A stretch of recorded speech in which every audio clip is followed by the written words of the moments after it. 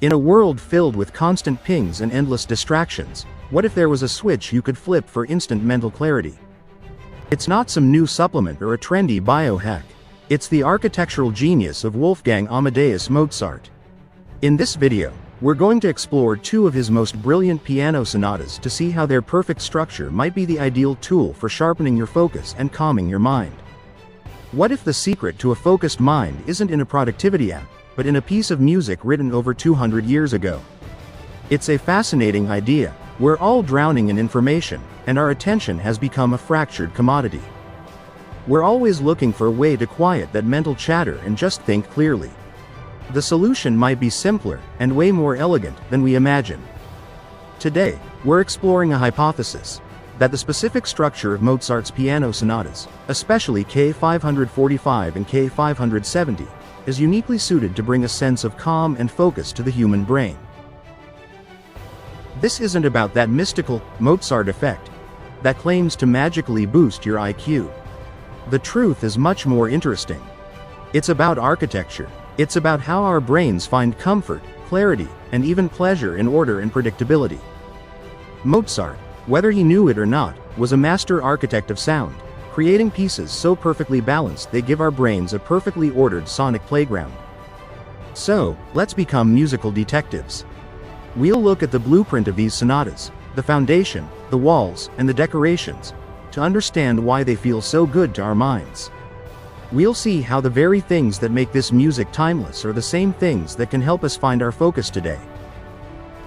Before we dive into the sonatas themselves, we need to understand the blueprint Mozart was using. It's called sonata form, the foundation for most classical music of the era. Thinking of it as an architectural plan is perfect, a logical journey for the brain to follow. Sonata form has three main parts: the exposition, the development, and the recapitulation. First up is the exposition.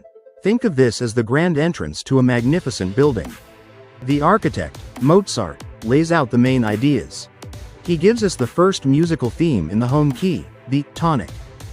It's like the main foyer, setting the mood. Then, after a clever transition, he introduces a second theme in a different key. This creates tension and a sense of exploration, like stepping into a new wing of the mansion. The exposition's job is to introduce the musical characters that will drive the story. Next, the development. This is where the architect gets playful. Mozart takes the themes he just introduced and starts to deconstruct and combine them. He travels through different keys, creating a sense of journey and anticipation. It's the most dramatic part of the sonata, like wandering through a garden maze. Your brain is locked in, following familiar ideas through unfamiliar places. Finally, we get the recapitulation. This is the satisfying trip back home. Mozart brings back the original themes from the exposition, but with one crucial change. This time, both the first and second themes are played in the home key. That tension from the exposition is finally resolved. It's a moment of arrival, of balance being restored. It's like returning to the grand foyer after your journey, seeing the familiar space in a new light. This pattern of statement, departure, return is incredibly powerful.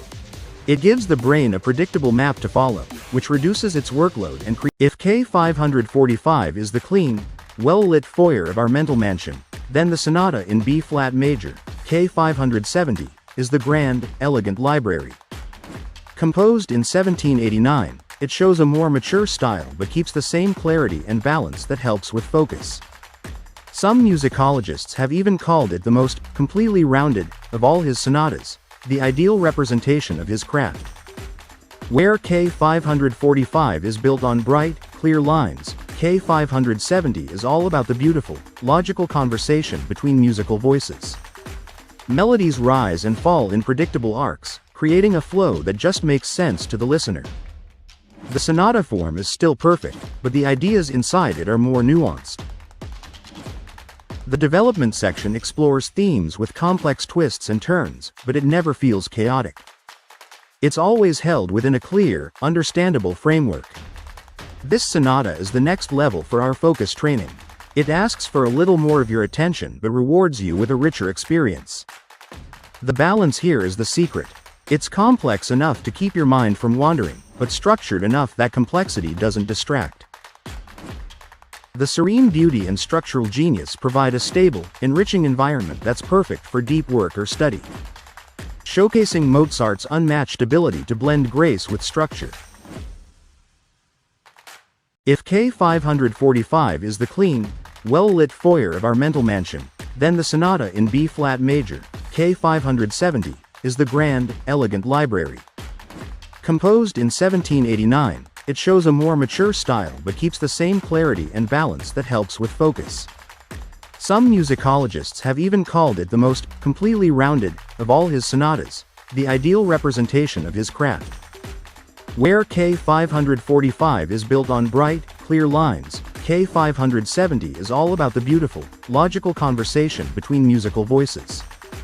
Melodies rise and fall in predictable arcs, creating a flow that just makes sense to the listener.